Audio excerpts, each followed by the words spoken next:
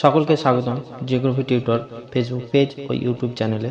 আমি মোহাম্মদ মঞ্জুজুল আলম আবার এসে উপস্থিত হয়েছি পর্ব 4 পার্ট 4 নিয়ে আলোচনার বিষয় বিভিন্ন বিষয়ের জনক। চলো তাহলে বেশি বকবক না করে ভিডিও শুরু করা যাক।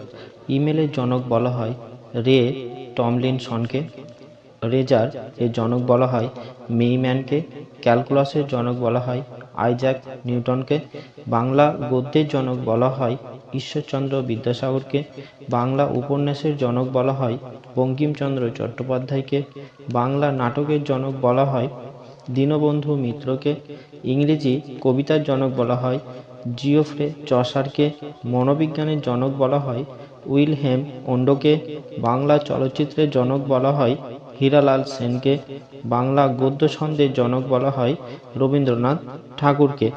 যদি ভিডিওটি ভালো লেগে থাকে লাইক করবে এবং বন্ধুদের মাঝে শেয়ার করবে, আর ফেসবুক পেজটিকে ফলো, ইউটিউব চ্যানেলটিকে সাবস্ক্রাইব করে রাখবে এইরকম আরও ভিডিও পাওয়ার জন্য। এতক্ষণ সাথে থাকার জন্য সকলকে অসংখ্য অসংখ্য ধন্যবাদ।